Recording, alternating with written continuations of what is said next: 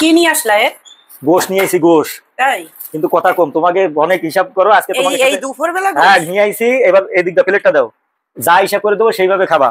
এখন থেকে আর কোনো বেহিসাব হিসাব হবে না, হিসাব হবে বরাবর। খাটের উপরে না, নিচে নিচে এই জায়গায় বসে হিসাব হবে বরাবর। এই যে এই দেখো, এই যে হিসাব বরাবর হবে। এই দেখো গোশ, ওরে বাবা মাশাআল্লাহ মাশাআল্লাহ গোশ। কিন্তু এই গোশ হিসাব করে চলতে হবে ভাই। আর হিসাব কি আছে আমি তোমাকে আজকে ভাগ বাটোয়ারা করে বুঝিয়ে দিচ্ছি। দেখো এই গোশ আছে তোমার 3 দিন চালাতে হবে। গোশ কিন্তু 1 কেজি। 1 কেজি? হ্যাঁ তা গোশ কি তুমি গোশ দেখছো? একদম সেই হেভি গোশ নিয়ে আইছি।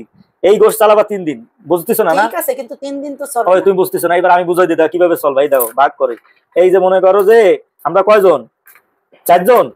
এই 4 জন মনে করো যে কি, এই যে ভাগ করলাম। হ্যাঁ এই হচ্ছে 1 দিন, এই হচ্ছে 2 দিন, আর এই হচ্ছে 3 দিন। ঠিক আছে, এই যে 3 দিন। কি শুধু দুপুরে খাবো এক এক দিন? আরে বাবা এই 3 বেলা খাবা। এই 3 বেলা আমি এইটুক দিয়ে আমি পারবো না। এই দেখো তোমার বলি, এই যে তুমি হচ্ছে কি, এই যে 1 দিন, এই যে 2 দিন, এই যে 3 দিন। এটা কোনো কথা? এই 3 দিন, এই যে আছে এক বেলা, 2 বেলা, 3 বেলা, মানে এক পর একটু বেশি গোশ করে এক এক দিন। এই যে 1 বেলা, 2 বেলা, 3 বেলা, এইভাবে 3 দিন খাবা 1 কেজি 3 বেলা।